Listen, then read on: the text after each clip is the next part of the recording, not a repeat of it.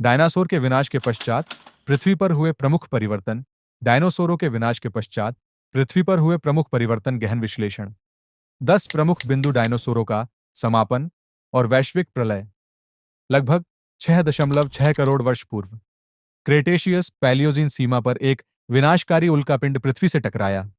इस प्रभाव ने ऊर्जा की अत्यधिक मात्रा उत्पन्न की, जिससे वैश्विक, भूगर्भीय और वायुमंडलीय घटनाओं की श्रृंखला शुरू हुई। भूकंप, सुनामी और वायुमंडलीय राख के व्यापक प्रसार ने पृथ्वी के पर्यावरणीय संतुलन को ध्वस्त कर दिया। वैश्विक तापमान में अचानक गिरावट ने प्रकाश संश्लेषण को अवरुद्ध कर दिया, जिसके परिणाम स्वरूप 75% से अधिक जीवों का विलोपन हुआ। परमाणु सर्दी और जलवायु परिवर्तन। उल्कापिंड से उठी धूल और सल्फेट्स ने सूर्य के प्रकाश को वर्षों तक वायुमंडल में अवरुद्ध रखा। इसने एक परमाणु सर्दी जैसी स्थिति उत्पन्न की, जिसमें तापमान तीव्रता से गिरा और पर्यावरणीय तनाव बरस गया। प्राथमिक उत्पादकों के विनाश के कारण खाद्य श्रृंखलाओं का पतन हुआ। दीर्घकालिक परिणाम स्वरूप पर्यावरणीय परिस्थितियां धीरे धीरे स्थिर हुईं और नई पारिस्थितिक संरचनाओं का निर्माण हुआ। पृथ्वी की भूगर्भीय पुनर्संरचना। उल्कापिंड के प्रभाव ने पृथ्वी की भौगोलिक संरचनाओं को गहराई से प्रभावित किया। टकराव स्थल। युकाटन प्रायद्वीप का चित्सुलभ क्रेटर आज भी इस घटना का प्रमाण है। ज्वालामुखीय गतिविधियों और टेक्टोनिक प्लेटों की गतिशीलता ने महाद्वीपीय वितरण और समुद्री सतहों को पुनः संगठित किया, जिससे पृथ्वी के पारिस्थितिक तंत्रों में एक नया संतुलन स्थापित हुआ। स्तनधारियों का उत्कर्ष। बड़े सरीसृपों के विनाश ने छोटे स्तनधारियों को जीवित रहने और विकसित होने का अवसर प्रदान किया। उनके छोटे आकार, गर्म रक्त वाली शारीरिक संरचना और लचीलेपन ने उन्हें बदलते पर्यावरण में अनुकूलन में मदद की।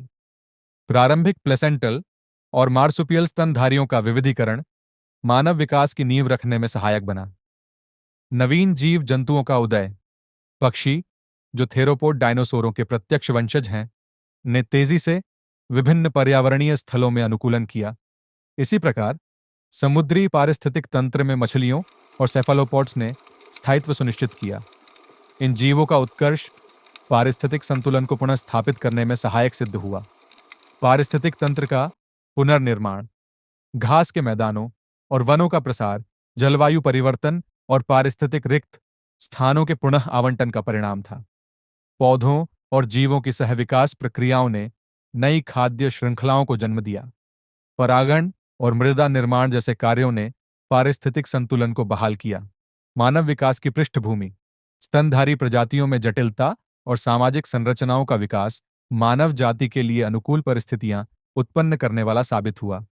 प्रारंभिक प्राइमेट्स ने स्थलीय पारिस्थितिक तंत्रों में नए स्थानों की खोज की, जो उनके अनुकूल विकास और विविधीकरण का आधार बने। जैव विविधता में वृद्धि।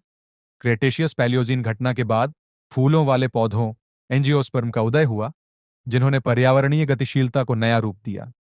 परागणकर्ताओं जैसे मधुमक्खियों और तितलियों के सहविकास ने पारिस्थितिक संतुलन और खाद्य उत्पादन में सुधार किया। भौगोलिक और पर्यावरणीय परिवर्तनों का प्रभाव।